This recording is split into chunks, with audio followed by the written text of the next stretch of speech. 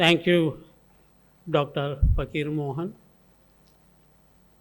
Uh, it is a kind of mixed feeling that I am here to deliver the first ever memorial lecture.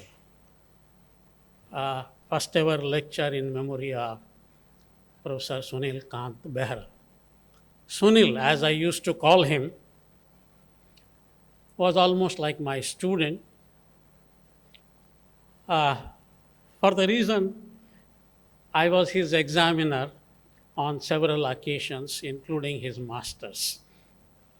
Of course, we worked together on various occasions, including what Fakir Mohan just now mentioned. He was a great soul, a dynamic person, always ready to help others. He encouraged many of his scholars and friends to reach better positions. We always used to interact, meet regularly, and exchange views.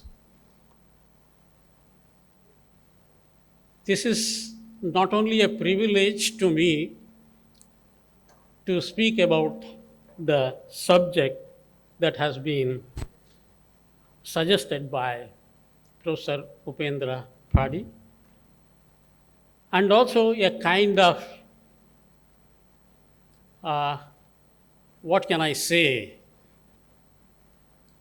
mentally disturbing issue in the sense that I have been delivering memorial lectures for the past 1 year, whether it is Professor Balaswamy of Hyderabad or Mr. Chandu in Vizag.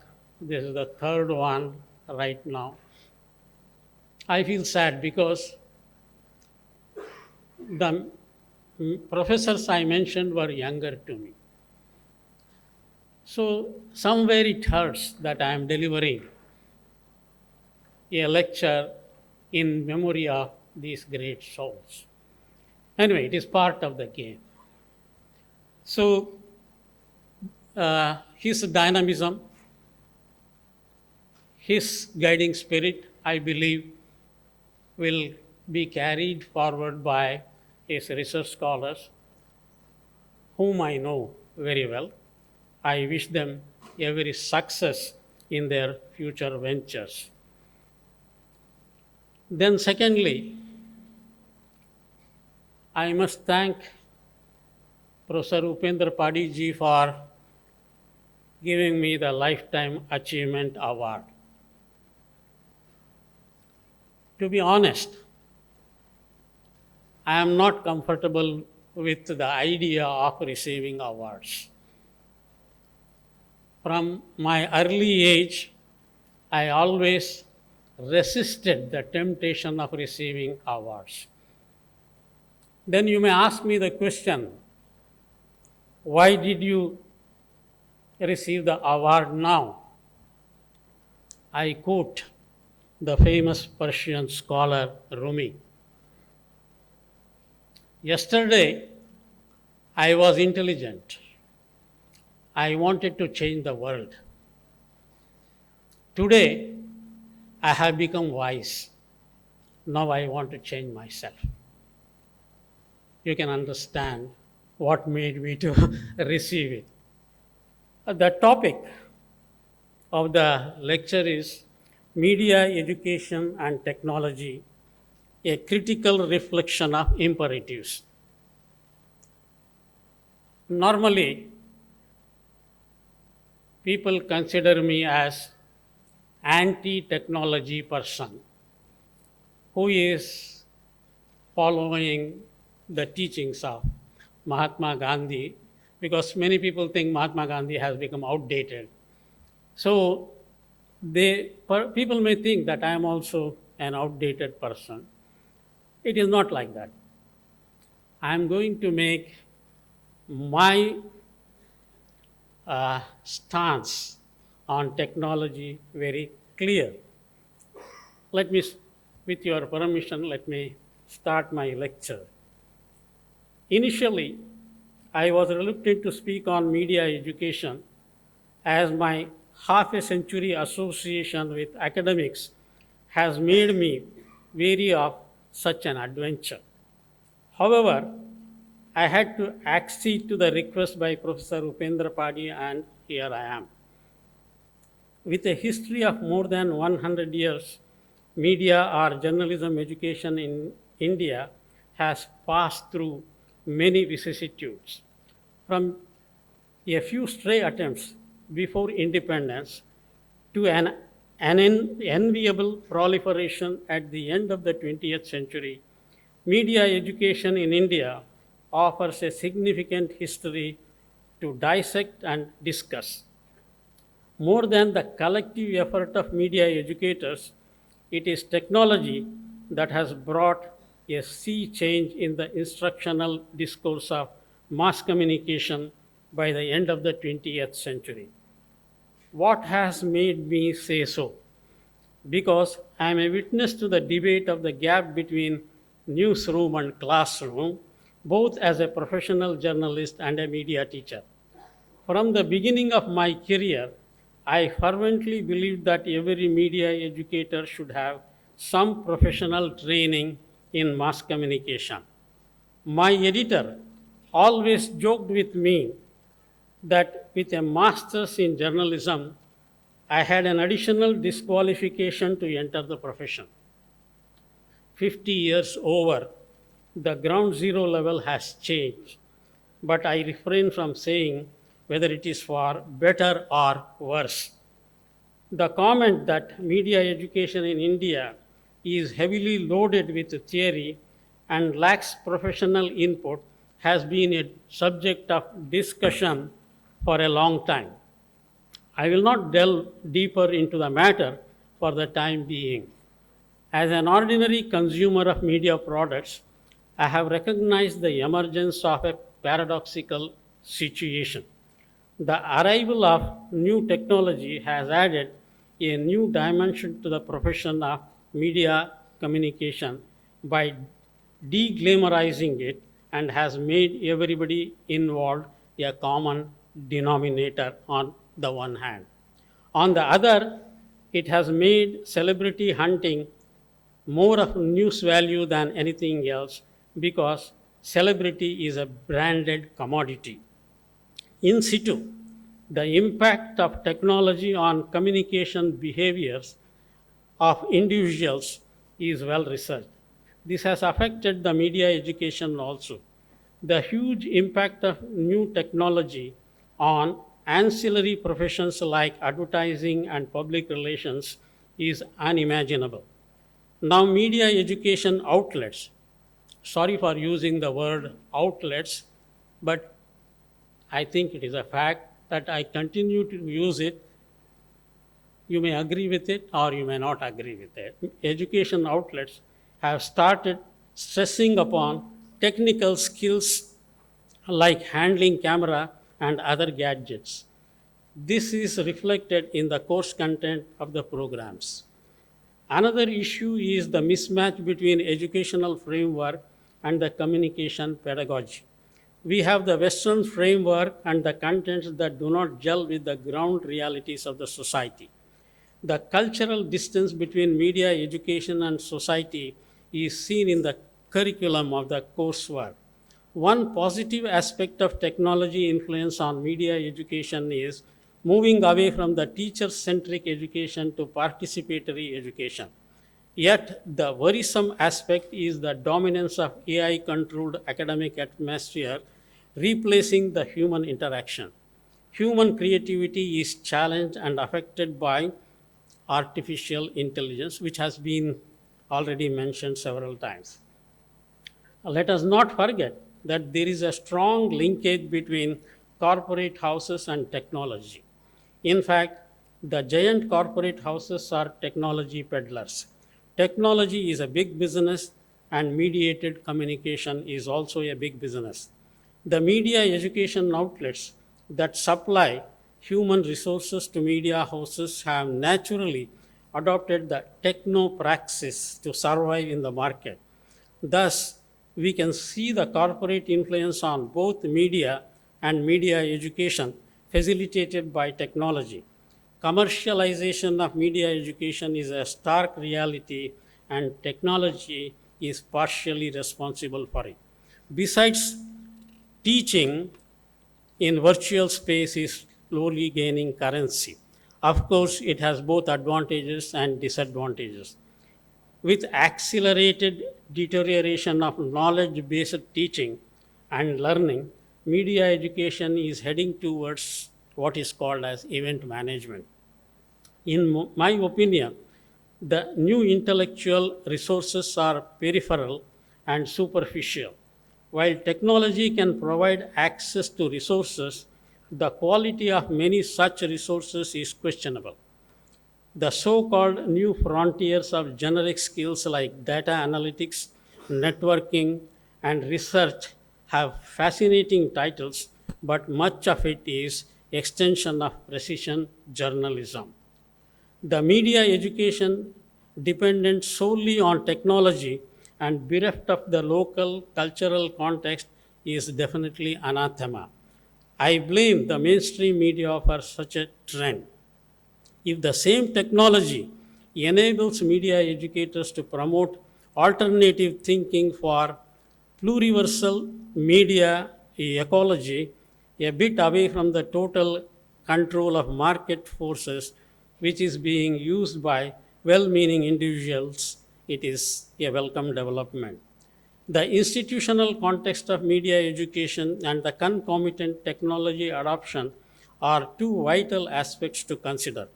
While the private sector institutions of media education can adopt latest technology for education, the public sector institutions have too many bureaucratic hurdles. Again, the social context in which the institutions operate does have a significant influence on media education. I personally favor the inclusion of political and ideological discourses in media education, not solely using technology for monotonous presentations. Such discourses must be lively and knowledge enhancing. Today, the technology prompted hybrid education is unescapable reality. Media educators in India must understand the subtleties of human machine interface. Technology is an enabler, not a master. If not used properly, it will lead to monstrous consequences.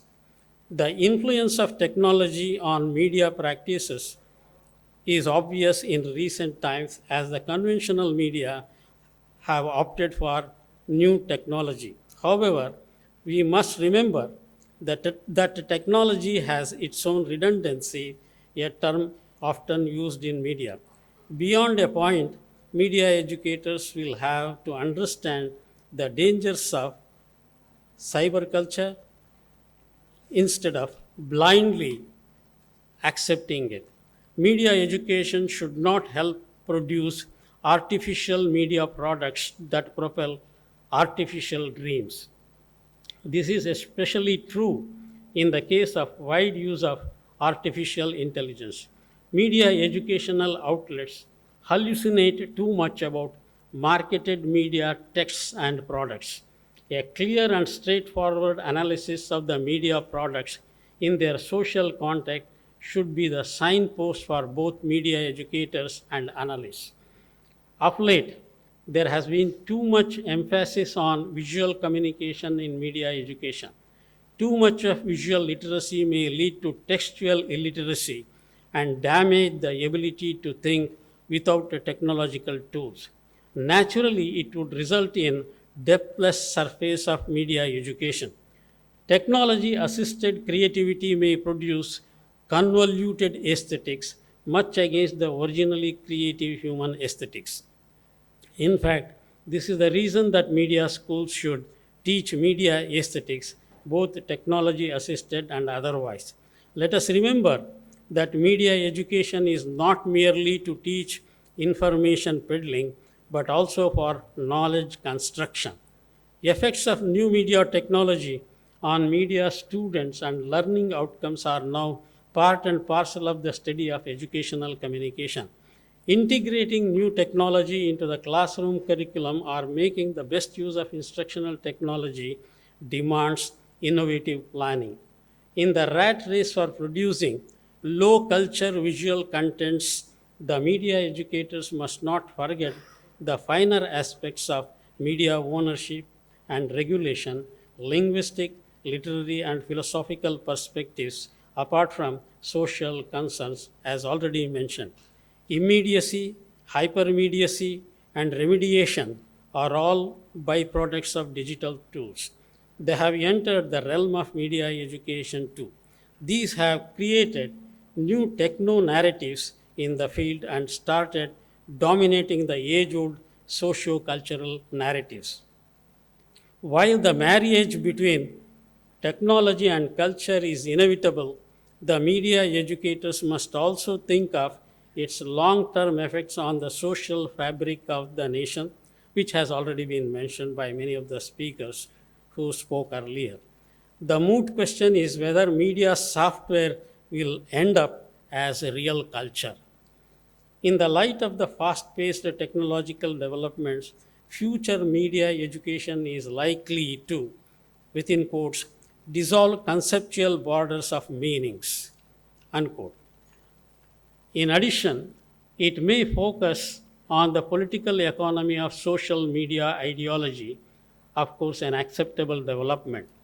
My hunch is that it will be an within quotes, epistemology of morality and materialism, realism and philosophy, culture and technology, unquote, combined. The curriculum may contain a study of hybridization of personal media with public media. In this context, two major concerns are, within quotes, freedom of eccentric communication and the digital media as an online social factory, unquote. Future media discourses must include a larger analysis of disparate and opposite socio-political binaries for better understanding than what is there today produced by the use of digital media gadgets. When it comes to digital technology, the fact is that there is no level playing field and the dominance of only a few players is hurting the competitive world. Access to technology is also a botheration. Now, every subject under the sun has become a part of what is called as Googleology. At the same time, the issue of multi-skilling and multitasking media curriculum has to be sorted out. Another important dimension is the recent neglect of teaching media history. Many media scholars have found it uninteresting for students. In real terms, if taught properly, media history can be interesting. In recent times, the way history is presented has changed tremendously. It is very apt to quote John Nerone here. He says, quote, the root cause of the failure of professional historians to write a history of communication or in a narrower register a media history is the very sense of what is that separates professional from the amateur history on the one hand and speculative or natural history on the other, unquote. Historical studies are always to some extent remain incomplete. It may appear quite anarchic on one side or one-sided. Media history is no different from such other histories, within quotes. The beauty of historical scholarship is its ability to query what seems perfectly clear outside the archives. This delights pros and frustrates amateurs whose goal is whose goal in turning to history in the first place is clarity and decisiveness. Amateurs presume that no one can trump the judgment of history, but the pros know that history renders a settled judgment only when no one any longer cares, or in most cases, when everyone involved is long dead. In the meantime, history produces not clarity but a more intelligent model. Unquote. This is what media education should consider. Mass media love anarchy for their survival. The history of media may reflect the evolution of this media trait. For all practical purposes, whether it is amateur or professional history of media, it is a fertile ground for different shades of socio-political discourses in media history, both inside and outside academic presence. The media schools, if not all of them, at least some of them, should opt for studies or research in media history with alternate spectra. One other point to note is the immediate obsoleteness of technology even before it is domesticated. This directly contributes to the prosperity regime of tech controllers, which is cyclical and never ending. We call it as prosperity regime. Interestingly, media today have too many delivery points for the distribution of centralized content, thus making duplication and repetitiveness an inevitable mania. Before I conclude, I wish to pose some questions for future pose, or shall I say, I will place before them for future media educators to ponder over. Why should everyone become media communicator? How should we develop quality parameters for media education in India? Should we not have media literacy courses for media educators themselves? Should media education contents be devoid of ideology and idealism, but adopt the policy of contextual convenience? Has technology denatured media education to a large extent? I think you will understand what I have said, denaturing. How can media and media education contribute for knowledge economy? Technology has blurred the distinction between professionals and amateurs in the field of media communication. As a consequence, how long and how much we can tout media education as professional? Because for quite a long time, I think we wanted media education to be considered as professional in the context of new technology, when every common denominator is becoming a communicator or media communicator. How can we call media education as professional? That is my question. How much technology the media schools can adopt as technology is becoming more and more complex? Are we heading towards a stage where media educators will be replaced by teaching bots? Why not many of the media elites are from Indian media schools? Should media schools encourage students to participate in social movements outside the limits of the curriculum? What role must be assigned to media educators in championing the cause of autonomous media, media controlled by citizens and their collectives? The Buddhist concept of mindful communication emphasizes more on cooperation rather than competition, which we teach in the classroom, conflict and violence, the basis of Western media business. Accordingly, the core values of media education shall be, according to mindful journalism, shall be cooperative creativity and enlightenment, and the technology must be used for the creation of what Buddha has called as ananda, happiness of the alms, not for social isolation and hyper individuality. The famous French author Albert Camus, I love French literature, I love French authors because of their something which is totally different from what others write. Uh, Creativity is there in French literature. I quote Camus: "In order to understand the world, one has to turn away from it on occasion. If you want to understand media education in India, turn away from it every now and then." Thank you all.